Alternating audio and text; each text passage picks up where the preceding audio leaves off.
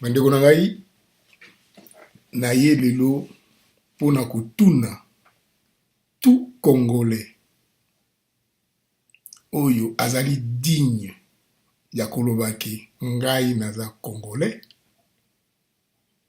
ekolo na ngai Congo jamais na koabandone yango pona moto mosusu oyo azali mopaya. Yango naza kotuna bino question moko. La détermination d'un peuple. Qu'est-ce que c'est? Que veut dire la détermination d'un peuple? Pour l'obitang na salaki vidéo na ebisaki bino ke maloba ya Mosengo na Ekofo le pasteur ezali verbe. Il faut to comme ça verbe wana na ba action. Soki te ekotika la verbe. Bandeko na ngai tokei musika te. Lelo naza komona nini batu ya le comité laïque de coordination boyo ba organisateur ya ba manifestation likama sikoyo ekweli bango bazali sikoyo na ba mandat d'arrêt eza kolanda bango. Peuple congolais, est-ce que Kabila aza ko comprendre makambo oyo ye aza kosala to batu na ye ba Shabani ba Kalev baza komona biso banani tozali banyama ou bien tozali batu, étant donné que manifestation ezali autorisée na kati ya constitution na biso et puis ezali international moto ako manifester tango amoni likambo oyo ezosepisa ye te. Ministre du travail ako voter loi ya travail peuple asepeli nango te akobima na balabala. Mais comment balingi ko protéger Kabila lokola liki? Peuple congolais, la détermination d'un peuple. Personne ne peut ignorer la détermination d'un peuple. Le feu Mobutu, président Mobutu, na discours na ye moko, alobaka tobosa nango te. Un fruit ne tombe que quand il est mûr. Mais devant l'ouragan et la tempête de l'histoire, mûr ou pas mûr, il tombe.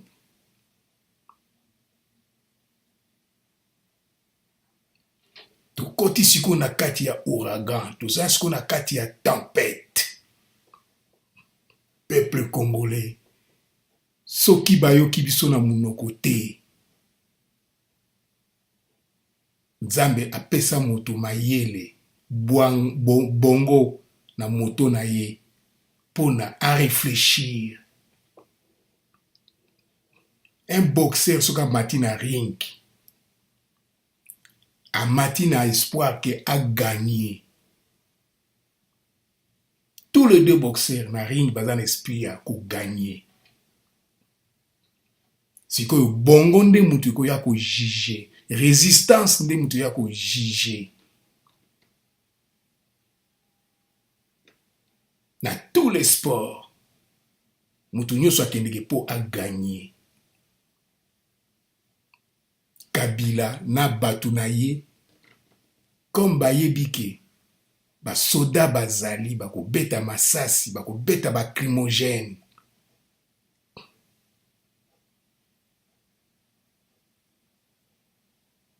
Bakomi kosala nyonso balingi kosala po basi ba tester biso bayebi sikoyo ke ata babimi soki tobomi mibale misato bakokima. Voilà faiblesse na biso yango wana. Le cardinal Mosengo et pasteur Ekofo dans leurs exposés nous a rappelé que personne ne pouvait ignorer le message de détermination d'un peuple à prendre son destin entre ses mains. son destin. Bandeko na ngai, sikoyo destin na biso nde mutu ezali na anje. Ou totikali besclave, to perdre ba poka mususu na kote ya Kivu, Goma, parce que nyonso ezo salama, ce n'est pas Kabila ndenge azali wana mutu aza ko décider. Makambo ezo salama na bato ebele baza na sima nango. Bino moko bouti komona sikoyo Sarkozy na kati ya Rwanda. Na moment oyo trouble eza na kati ya Congo. Bino moko bouti komona ke le 31 décembre ba bomi batu na ba église tout ça. Union européenne alingazo a décision. France na Espagne bati veto na bango. Bino moko boyebi yango bien que bitumba ya AFDEL ezalaki dirigé na États-Unis. Bill Clinton en tête. Si, il faut na kate parce que Bill Clinton azalaki nani. Bino moko bozo ko comprendre yango ke Kagame na Museveni bango nde bazali ba problème na mboka na biso. Donc, tokoki kolonga ndenge nini. Il faut tozala bien déterminé.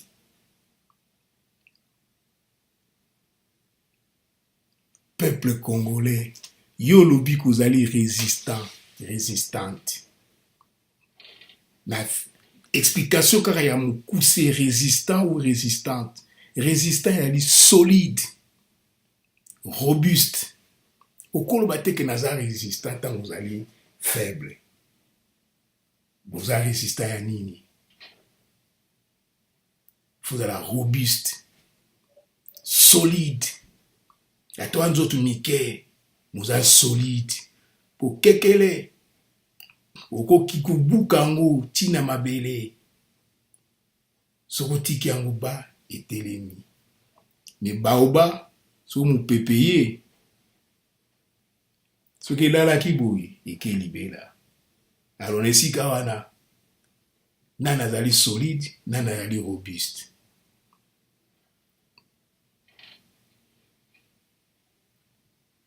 Oyo eza biloko po bozwa.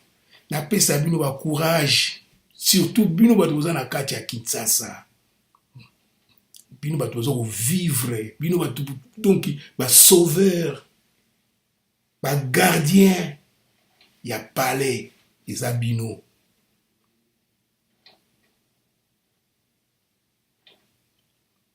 Biso epa tozali bo mutu nyonso tout tanga kosala ka zonga kuna kokota zokota. Bako repérer, ba récupérer. Mais bino boza na kati ya terrain. Bandeko na ngai.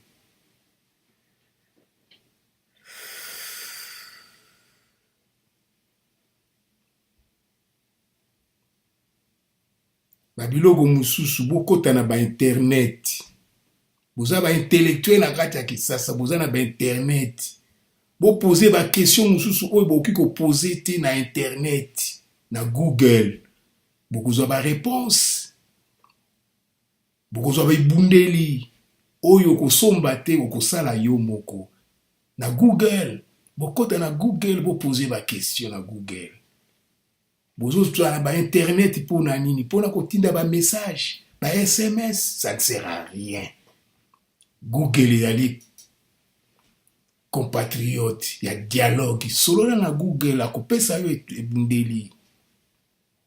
Poser ba question yo surtout. Pe bundelo kozwa wana ya yo moko muto kosala ngo, ezali te ke mutake no salela yo. Un combattant, un résistant qui supporte bien les épreuves physiques ou les conditions de vie rigoureuses. Le chameau est un animal très résistant. Chameau. Qui résiste bien aux forces et aux actions qui menacent son intégrité. Nous sommes menacés. Notre intégrité est menacée. Peuple congolais, Quinois et Quinoises, Congolais, Congolaises. Na Kivu bagoma baza ko résister bien. Ce qui tembe côté on a déjà et c'est kende ki na ba Rwandais parce que loko tozo bwela siko ya balkanisation. Programme ezali wana. Balkanisation. Kinshasa ezali capitale. Il fallait que ça exemple. Peuple congolais. Fakwaza nani? Fakwaza mutu oyo akokota na ndaku ya mutu saki mutu amona ye ayibi akei tongo etani mutu ana lamuki na pongi amoni ke ndaku bayibi yango me alalaki na ndaku bangwalima basala nini bongo na moya lelo na kati ya Kinshasa bafakwa ya ndenge wana bazali te bolingo lobake na Kinshasa bafakwa bazalaka lisusu te po bafakwa mosusu ezali ya famille bapesa ye moyibi ya famille akotaka bimaka sa bamona ye bazali te po toza na guerre toza nango mutu nyonso ifa utiliser arme oyo aza nango moyen oyo aza nango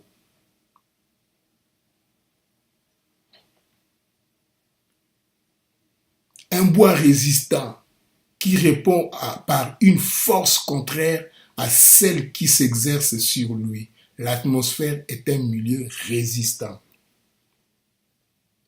solide et robuste. On va bien dire résistant, résistante.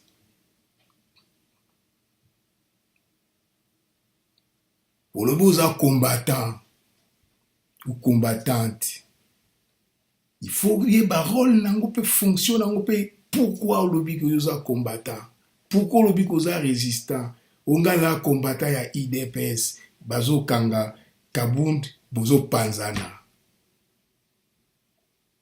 Peuple congolais, toko sauver Congo na peur te.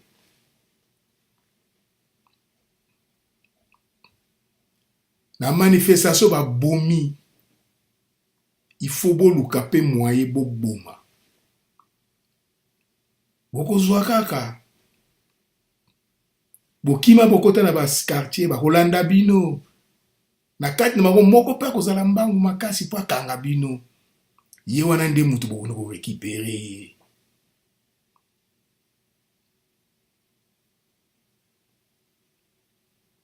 Peuple congolais. Combattant qui combat. Qui participe à un combat, homme, soldat qui prend part directement à un combat, à une guerre, personne qui en vient aux mains avec quelqu'un d'autre, qui participe à un rixe, une querelle, parfois féminine combattante, séparer le combattant. Voilà. Kolobate ke na combattant ka pona munoko ya maloba kaka na combattant parce que umoni baninga pe bazawa na pembeni. Non.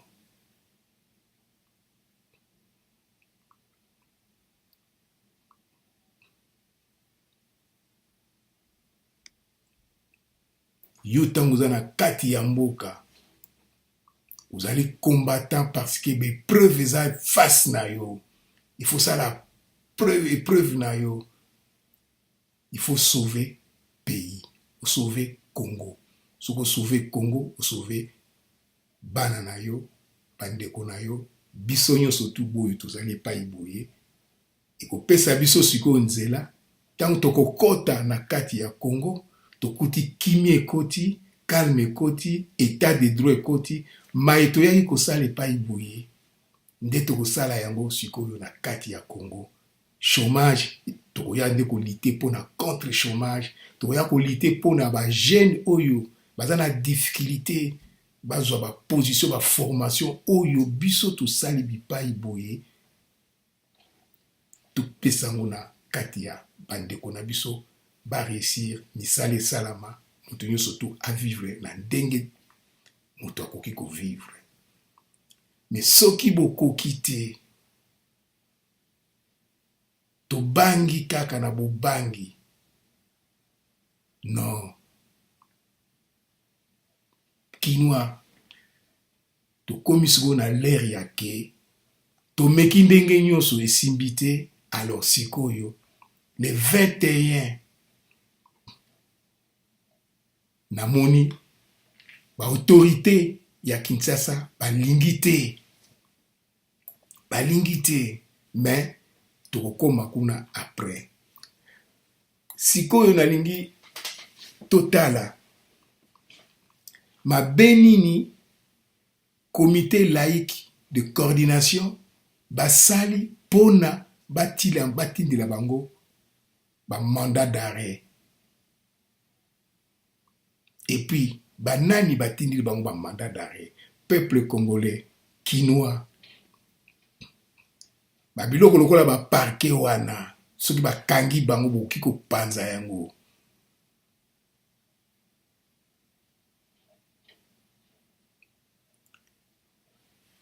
Totala na maloba nini balobi yango.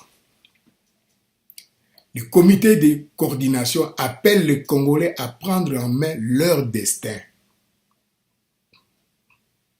Mais tant que les Congolais vont prendre leur destin, ceux qui Congolais azozwa kaka destin na mete, bakosilisa bango, po bakokanga bango. Bango bazozwa ordre pa ya Bakagame ba Museveni. Soki bozoyeba te. Alors soki topesi sikoyo ba Museveni Bakagame priorité wana. Peuple congolais, problème eza ya Kabila ye moko te. Problème eza ya Kabila, eza ya Museveni, eza ya Kagame, ezali ya Bill Clinton, ezali ya Macron, ezali ya tout yebango bien que produit oyo ekoki ko permettre ba fabriquer ba véhicule ya solaire, soki solaire eza na kati ya Congo. Coltan eza na kati ya Congo. Mais tosali bango nini po baboya ko négocier na biso ba passer par le Rwanda, Uganda. Balingi basala chemin de fer na Rwanda ekende ti na Tanzanie. Pourquoi? Rwanda aza na usine ya traitement ya coltan alors qu'aza producteur ya coltan te. Boza ko se poser ba question wana te.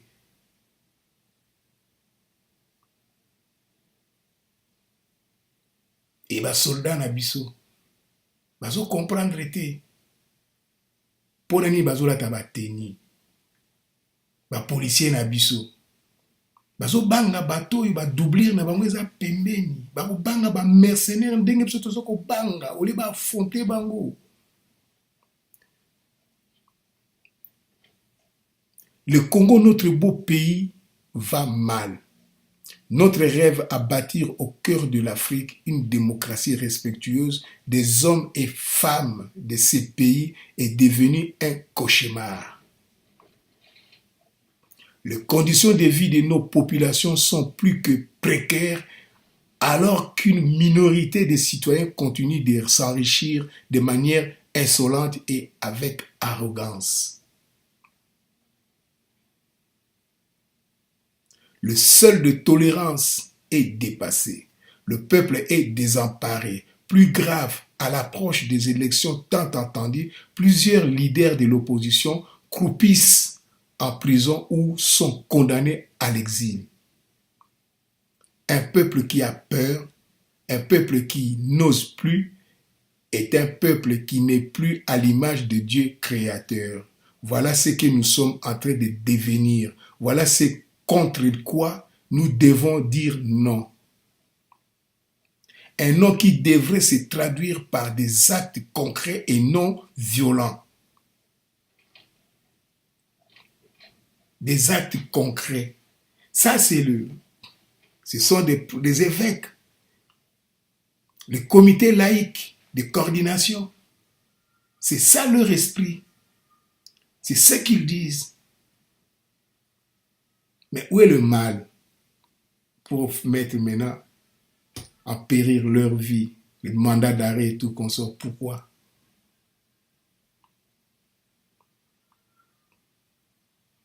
Un non qui devrait se traduire par des actes concrets et non violent pour les non-violents, et violent pour le violent. Il est temps qu'on se prenne en charge réellement, qu'on se pose les vraies questions et qu'on se donne la vraie formation pour que nous puissions nous mettre debout. Trouvons le mécanisme, faisons pression. Il y a un moyen de sauver ce que nous pouvons sauver.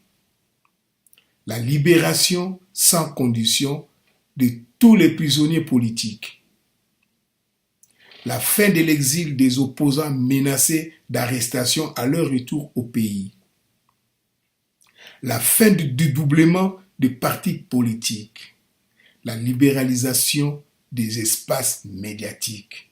La réouverture des médias injustement fermés. La restructuration de la CENI afin de recréer la confiance entre l'électorat et l'institution organisatrice des élections.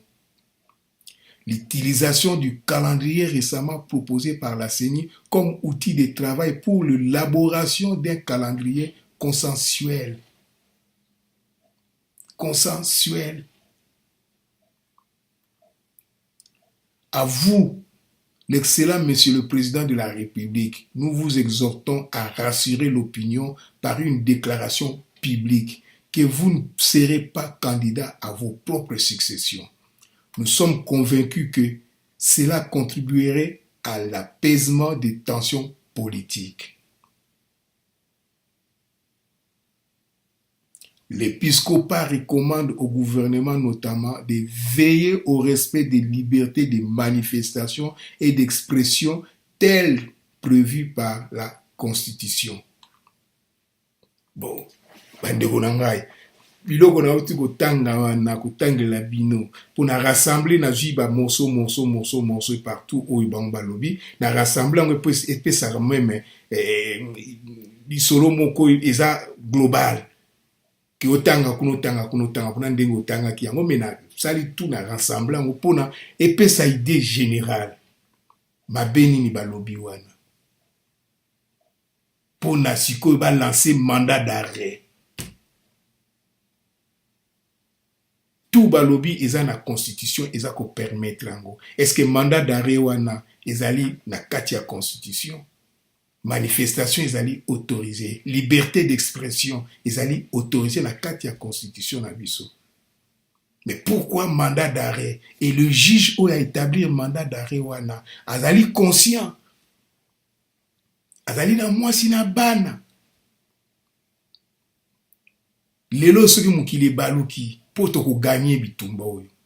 Tokolonga ngo ata ndenge ni tokolonga ngo. Nanu tokoti na bamakambo mosusu ya danger penza te.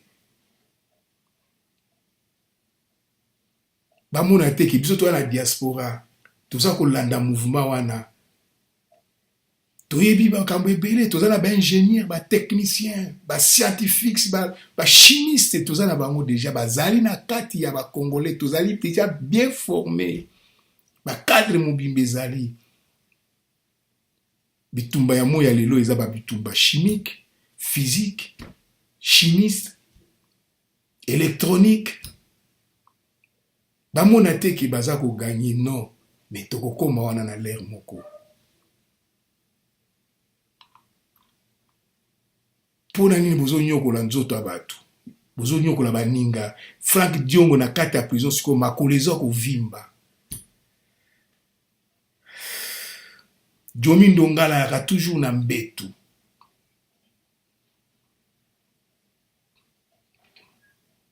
Jekoko abelaka barin. Basalini. Et Kabila, yo, yebi yango bien que Frank Diongo aza na prison parce que yebi yango. Okos benda bo mutu na yo te ke mutu na zo sala ni bo bimisa ye. Non. Le cardinal Mosengo à Lobibouye, il est révolu le temps où l'on cherchait à conserver le pouvoir par les armes, à tuer son peuple. Celui qui respecte la Constitution n'a rien à craindre de la justice. dénoncer, condamner, stigmatiser les agissements de nos prétendus vaillants hommes en uniforme qui traduisent malheureusement ni plus ni moins que la barbarie. Et c'est vrai. C'est vrai. Soldats, policiers, aillent pour encadrer manifestation, mais il y a un esprit à Koboma. Donc, mon yango na kananga. Soda yé pour atuna chef ba explication. Population moni ba soda ba kimi pour na bazala expliquer ba kamwina sa pour babilo kondengo wana ba menace. Population akimi soda moni bien que mutazo kima yé. Afungoli feu abandi kobeta masasi. Abomi population. Et Kabila zo yo kango bien. Et donc ces pays azo kango bien. Moi si ya CPI a koma riche. Moi si wana a koma riche.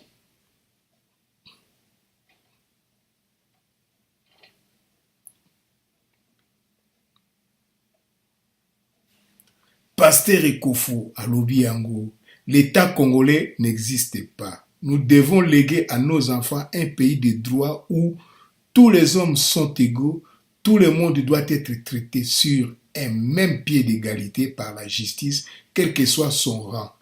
Préservons notre cher pays selon la volonté de Mouzé. Surtout, ne perdons pas même 1 centimètre de notre pays. Mais Kivu,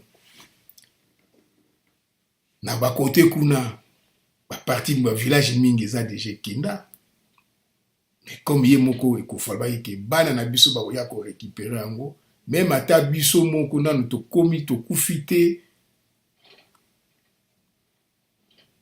kala mingi te mbulo yo kaka to ko récupérer ba mboka na biso pe to kotala ba makambo wana.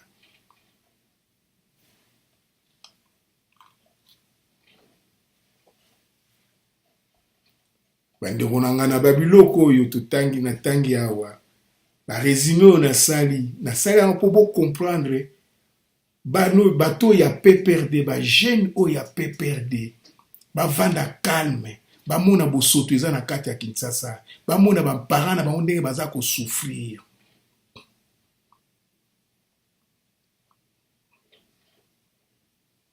Bameka komona réalité en face.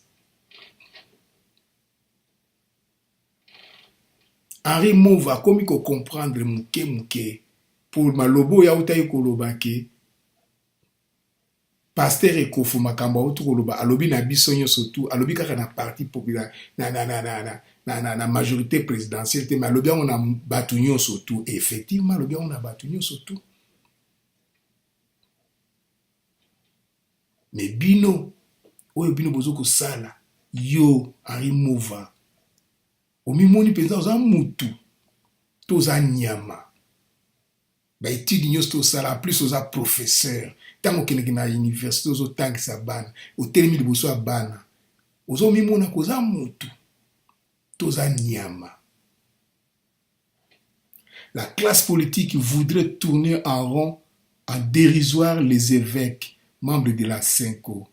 Les politiciens veulent s'en tenir à leur instinct égoïste. Jusqu'à quand on abusera de notre patience? Combien de jours faudra-t-il pour nommer un premier ministre et définir le poste à occuper par les uns et les autres? Peuple congolais.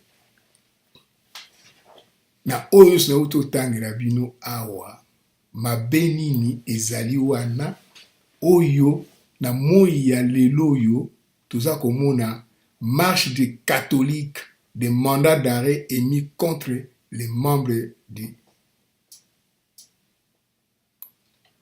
comité ya basango.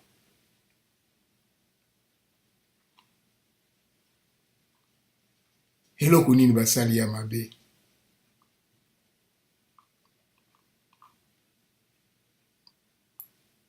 les comités laïcs de coordination.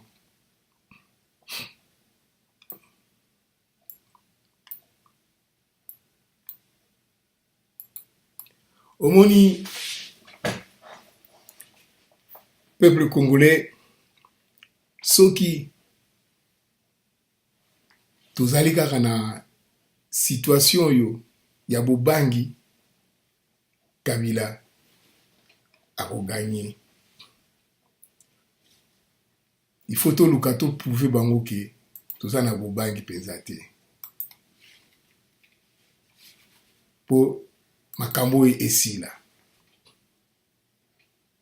Selon une source judiciaire, un mandat d'arrêt a été émis conquis a émis le mandat d'arrêt contre les très... Attends. Selon une source judiciaire, un mandat d'arrêt a été émis contre les membres de la CLC, organisateurs de marches pacifiques, pour réclamer l'application stricte de l'accord de Saint-Sylvestre et au président Kabila de quitter le pouvoir. Donc, eloko bango balingi koyoka te, eloko bato ya PPRD balingi koyoka te, bazali bango moko pe otage ya Kabila. Ça c'est la honte. Surtout Chabani là, si c'est Chabani, ministre de l'Intérieur, et Tambi Mwamba, ministre de la Justice, et Kalev, à ça ce qu'on a renseignement. Et là, Kobalingo yo kate na matoyi na bango ke président Kabila a quitté pouvoir, mais ça lui demande na ye. Et accord ya Saint-Sylvestre, bo signa ki yango bino surtout. Des mandats d'amener ont été émis contre 5 des 8 responsables du comité laïque de coordination proche de l'épiscopat congolais et reconnu par le Vatican, a indiqué l'AFPA, une source au sein du parquet. Mais Nani Oyakine a déposé plainte. Qui? C'est Nani Kabila a déposé plainte. Pour Moutazali menacé, ah ouais, Ezali Kabila. C'est Kabila qui nous portait plainte. Mais Nani Oyako portait plainte. Et magistrat, ceux qui jugent, ceux qui procureur Oyo a lancé mandat d'arrêt. Est-ce qu'à lancer on peut en conformité? Il y a loi, il y a constitution. Au Monique, tous bazo diriger biso neti bana muke, donc bazo mona biso na valeur te, mutuloko la Chabani bazo mona biso na valeur te. Et bino ba kinwa buzawana muto eboki kozwa te na ndenge mususu. Toso leli ya biso ba bibembe trop. Vous comprendre ango. Ata bazalaka ba bololé. Ti wapi. Ou eza eloko ya mutu na mutu comme individuel. Osali plano yo moko na ndenge kokeli. Surtout nazo ko landa bato ya ba bureau penza te. Ngai naza ko s'intéresser na ba fakwa.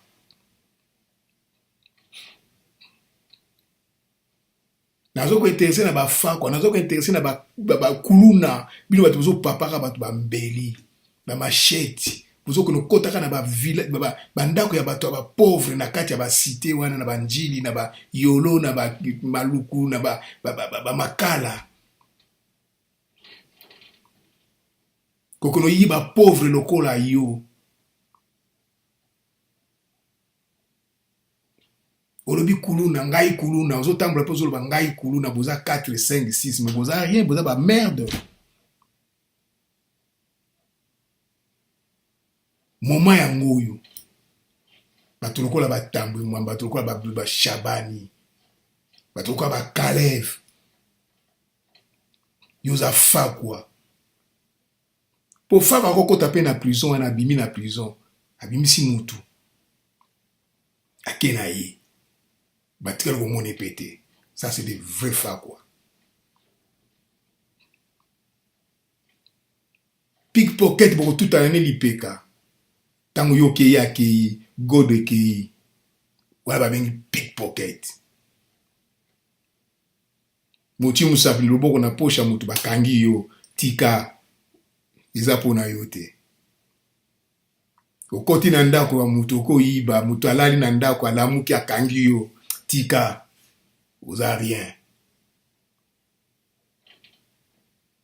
baepreuve oyo babengaka baepreuve ndenge toza nango sikoyo tozoluka sikoyo bafakwa professionnel nde bato bakoexekite sikoyo bamakambo oyo mosusu oyo ntango tozokola tozomona bibembe babwaki yango na rai babwaki boye oyo babomi boye oyo babosasi tosala mais bozoboma bapauvre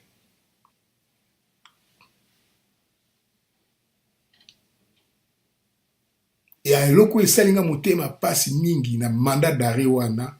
La raison du mandat d'arrêt n'a pas été précisée. Le motif vous sera communiqué sur place selon le texte du mandat d'après la source du parquet. Donc bakanga yo okono yebla motif wana kuna na sa yebi motif nini okangela ye manifestation ezali obligatoire ya autorisé ya droit na kati ya constitution pour qu'ababi Kabila il faut akende respecter accord ya le 31 décembre et puis bolobi que la République démocratique du Congo il faut bolongola démocratique.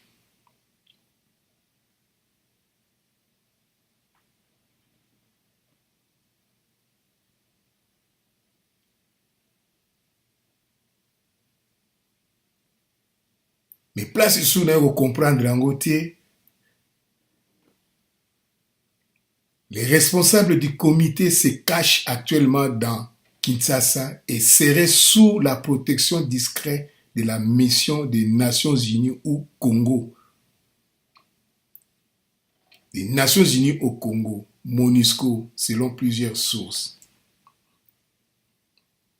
Mais si autant bakimi babatami bakomi baklando na kati ya Kinshasa. Bo manifestation ya le 21. Donc bakozala te. Bapesi sikoyo Kabila mutu makasi. Bapesi sikoyo Kabila mutu makasi.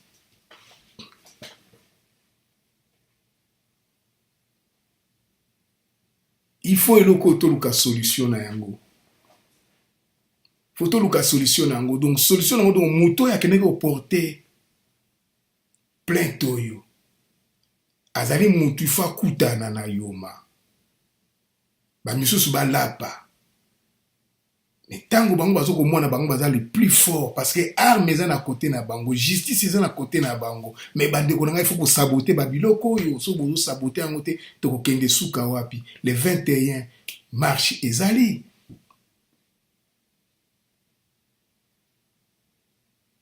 Et ce comité laïque de coordination a lancé un appel à une nouvelle marche ce dimanche pour demander la mise en œuvre de mesures de décrispation politique prévues dans un accord majorité opposition le 31 décembre 2016.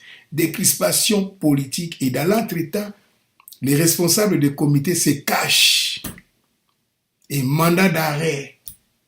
Mais besoin que les choses décrispation. Toujours tourner en rond, en bourrique.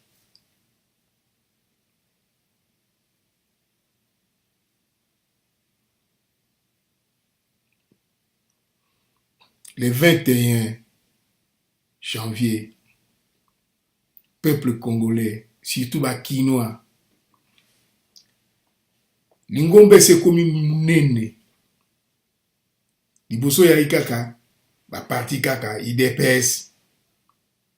Mais si vous êtes commis général catholique à Télémi, ba parti politique à Télémi, protestant à Koti, ba musulman à Bimi, donc si vous êtes commis général, et bima dimanche, ou ya e ya, mutakozonga na ndako akozala te, et puis ekelibela tina suka. Ba soda wana, toleki bango na ebele tokupe ko encercler bango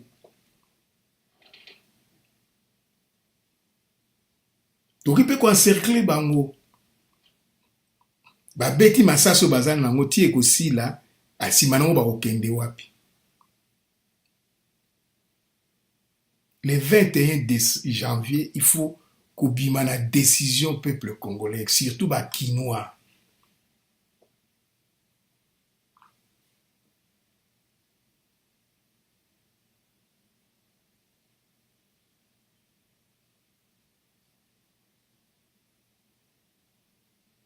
Le responsable de ce comité, dramaturge, professeur de l'université, activiste, demande également au président Joseph Kabila de déclarer publiquement qu'il ne sera pas candidat à un troisième mandat comme le prévoit la Constitution. Et loko balingi koyokate yango wana. Mais c'est normal, peuple a kolobango, a droit à kolobango. Mais bino bolingi koyoka yango te, mais mandat d'arrêt ya tina nini.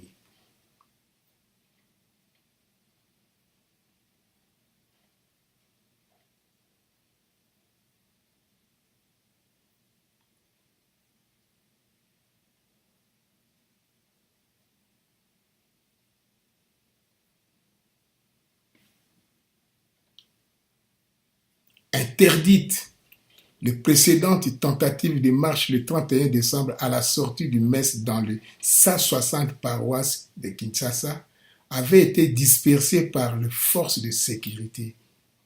160 paroisses. Mais mais c'est grave. C'est grave, on dirait banamike, basi, bébé, bobimaki, pourquoi 160 paroisses. D'après les nonciatures apostoliques et les Nations Unies, 6 personnes auraient été tuées lors de ces manifestations. Un bilan contesté par le gouvernement qui affirme qu'aucune personne n'a perdu la vie dans les opérations de maintien de l'ordre par les forces de sécurité au cours de ces... Mais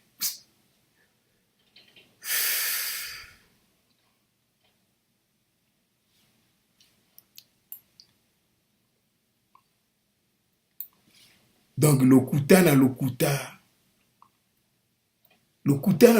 comme si neti gouvernement ya bana mike toki batoza ba comme neti ba bololé. Est-ce que vraiment c'est le Congo, un pays démocratique où il y a des intellectuels, des ministres donc baza digne ya ko diriger ko mboka tout ça là na ba kamba lokuta ba bibembe wana ba moni yango te bo mwana mwasi akene na Afrique du Sud. Pourquoi?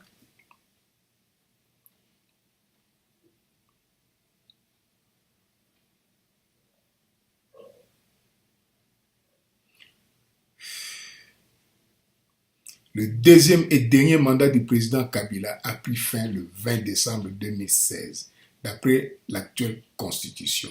La commission électorale a annoncé des élections pour le 23 décembre 2018. Mais tant que sikoyo, machine à voter, seuil de représentativité, contrainte.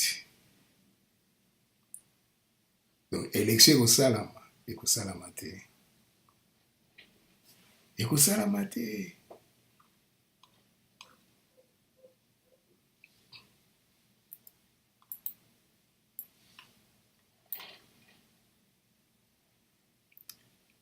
Bandeko na ngai basituation oyo bazozwa biso babete mpe biso moko mpe tolingi tozala babete po soki otali kaka les catholiques seront dans la rue pour dire non à la confiscation de la démocratie. Cette marche est un cri pour libérer l'avenir du Congo et vise notamment à pousser le gouvernement à se respecter les mesures de décrispation de la scène politique telles que décidées par l'accord de Saint-Sylvestre le même 31 décembre. L'opposition politique radicale a également prévu la marche. Et comme toujours, tous allés dans la politique, il y a information. Comme marché au Salama le 21 janvier, il fallait informer le gouverneur et la ville de Kinshasa. Et comme par hasard, Kimbuta Zali Kunate, il y a quelqu'un qui a remplacé Kimbuta, Aboyi. Aboyi. Si autant Aboyi, est-ce que le 21 marche ko salama, te ko salama te. Mais tant que salama, peuple congolais, quinois, boso yebi yango bien que tango baboya ka manifestation et ko salama, donc bakoya siko na menace, na ba crimogène, ba nini tout. Mais tant que bozo bima na banda ko na bino bo se préparer que tukono kuta na bakuyu, na kuta na mouvement oyo, il faut to ça la face na mouvement oyo. Le 21 janvier, il a dit jour il y a épreuve où il coule laksake où tu peux récupérer mboka na biso où tu peux quitter tout vendre tranquille ba manifestation esili tout zilaka le 23 janvier tu kono kutana où tu kutana yango.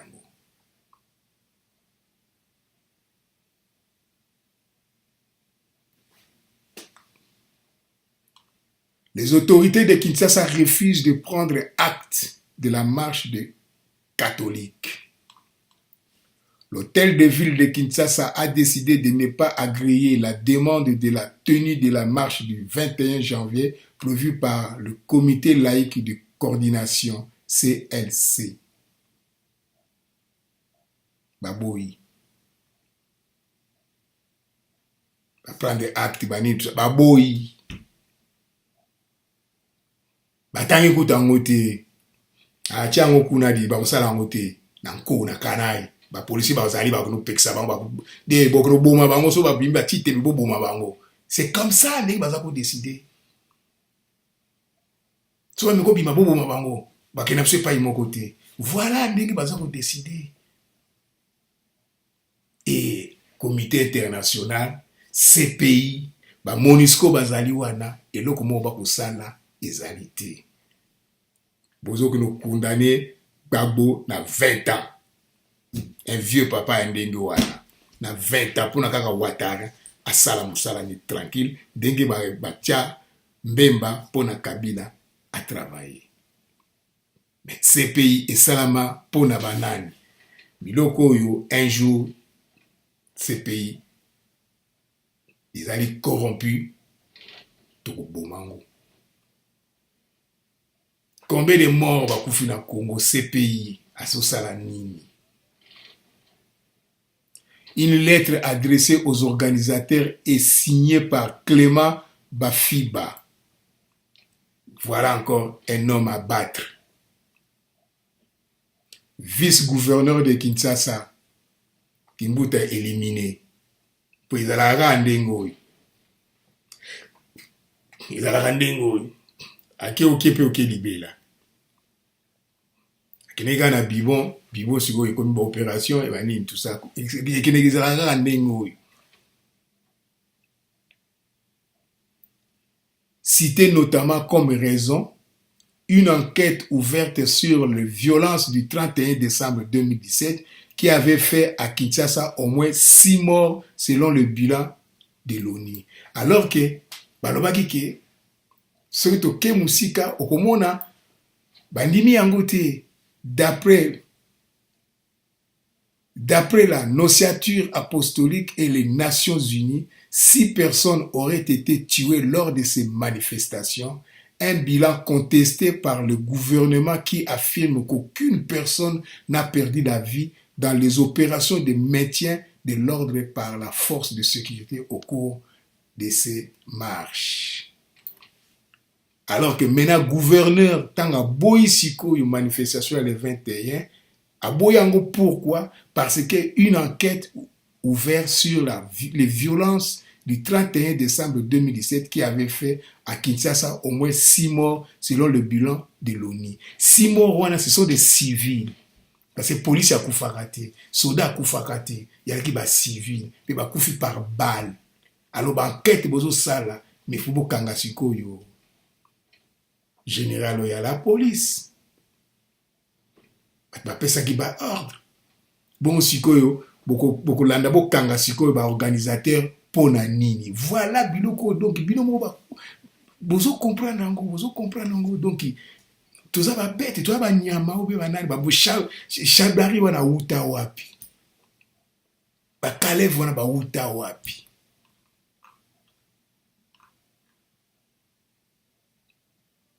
MONUSCO musala na nini na Kisasa na Congo. CPI eloko nini. Union européenne.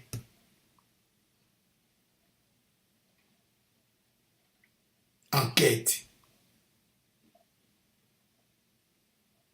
À cet effet, je vous ai invité à une séance de travail le vendredi 19 janvier 2018 à l'hôtel de ville de Kinshasa afin de me fournir plus d'informations sur la dite marche en vue de me permettre de réagir conséquemment. Malheureusement, vous avez brillé par votre absence.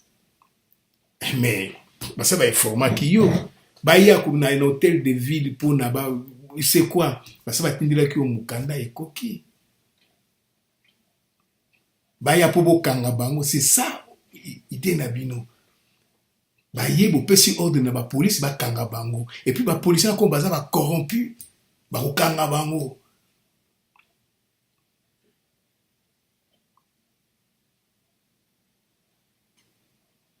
Par ailleurs, les informations à ma possession indiquent que l'enquête ouverte après les événements du 31 décembre n'a pas encore abouti et ces résultats risquent d'être faussés à la suite de l'organisation de votre marche, raison pour laquelle je ne peux en prendre acte. Mais non.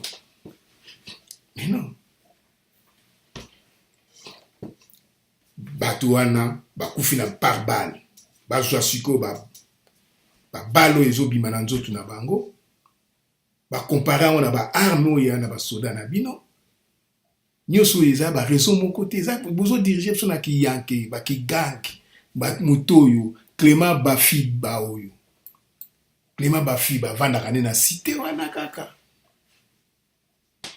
vanda kana cité.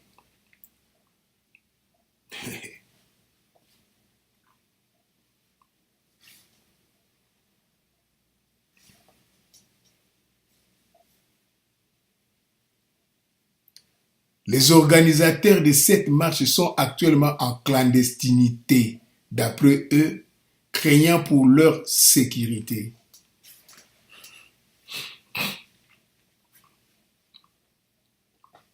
Bon, on va en clandestinité jusqu'à quand? Jusqu'à quand?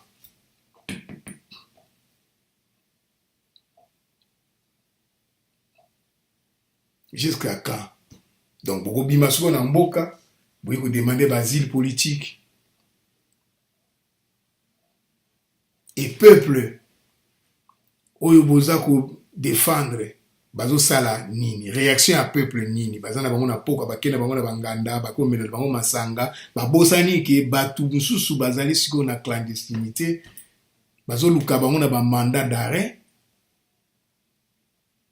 Où le peuple a se préparé pour na kosala ba monyungu nyungu ya mulili pour na kobangisa bato wana pe non.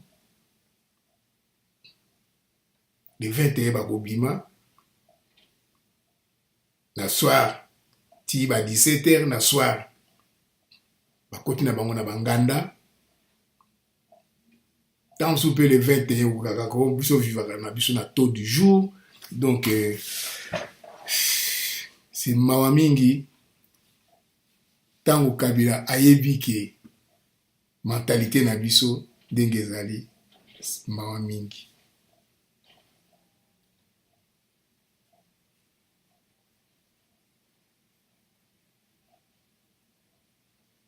Des informations non confirmées par les autorités judiciaires font également état de plusieurs mandats d'amener qui serait lancé entre eux. Pourquoi? Pourquoi? Et maintenant, bah, parti politique, bah, Félix, bah, Kamere, bah, Faïlou, ou bah, Pierre Lumbi, donc des partis politiques, c'est ça, il fallait balata makambo et sikoyo, batelemila yango, mais moyen batelemila yango ezalité, pour ça Félix Olobi ba okanga yo, yo pozo banga. Kamere au bouger te, ba otindi lo ba soda ba okanga yo. Donc c'est-à-dire Kabila pas na bango baza ko vivre na ndenge moko so sakani batindi ba soda, pe ba soda ba oya ba okanga yo. Mais toza wapi na prison. Tito okomaka na guerre civile. Il pas tozokende. Il pas tozokende. Soki te tokokela eloko moko te, bozomona yango te ke tokokoka te. Déjà kaka bateau yo. Baza déjà na clandestinité. Et place nazo comprendre te, mais tant bazo bata me bako bata matika. Et peuple, bozo sala nini.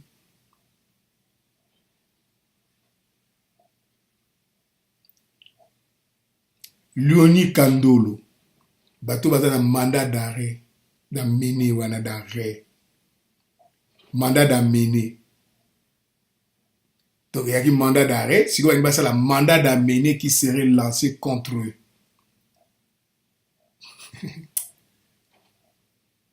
Léonie Kandolo, Isidore Ndaïwel et leurs camarades ont eux confirmé la tenue de cette marche qu'ils souhaitent pacifique. Redoutant la violence, le MONUSCO annonce qu'elle organisera des patrouilles à ce 21 janvier. MONUSCO est là au sal. A osala nini? Patrouille ya kosala po asala nini? Bazoboma bato na misu na ye. Pe bazozwa bibembe bazokende nango. MONUSCO azotala, azomona nango. Or, ce que MONUSCO azali wana tango aza na protection ya population, soki babeti masasi, babetani masasi. Mokolo MONUSCO akobeta na bango masasi place bakobanga yango wana. Tango nani ya kubanza soki ya kumwinda soki nini tout ça là. Tango ngazwa Ituri, Uvira soki Ituri, MONUSCO amatisaki hélicoptère na likolo akikotake bango. Mais pourtant bazobunda po na mboka na bango. William ya Kutumba. Mais na Kisasa tango bazobeta ba masasi, MONUSCO akosala nini? Bazobengana ye.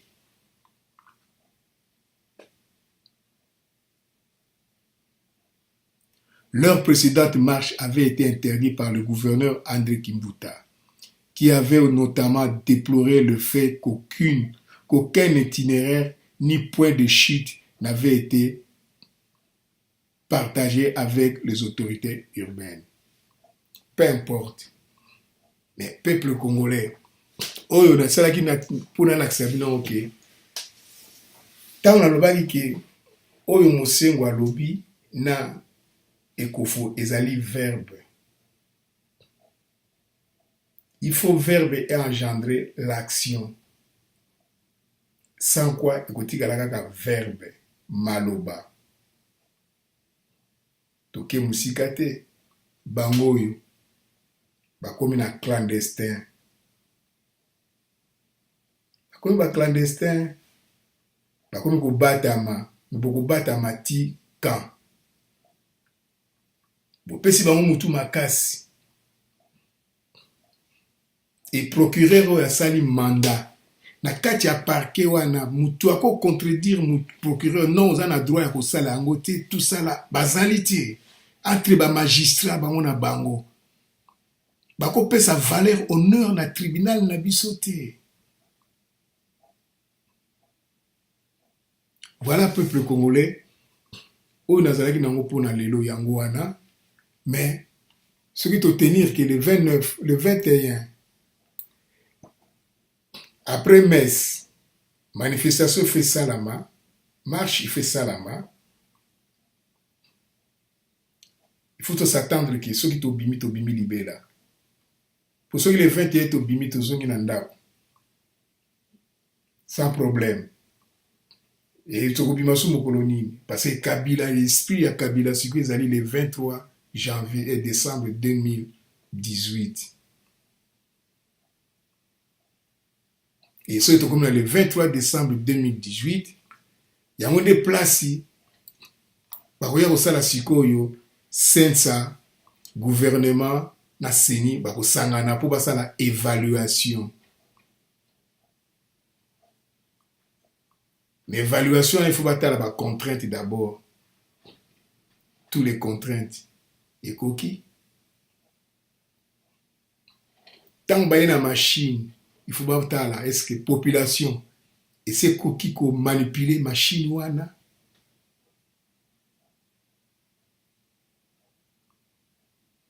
Il faut le matériel que nous disposons dans le bureau. Il y a vote. Nanga dubaki 152 avions.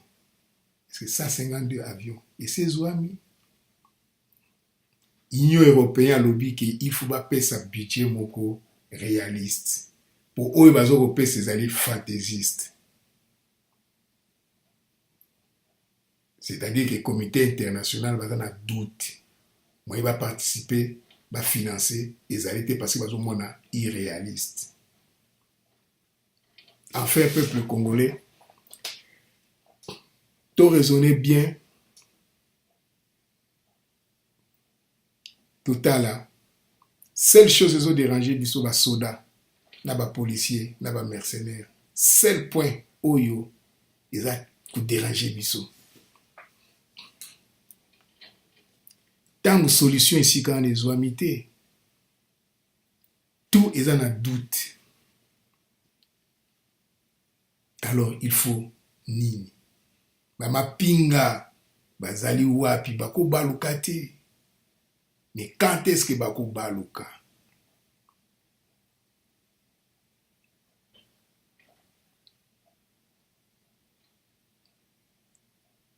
Enfin,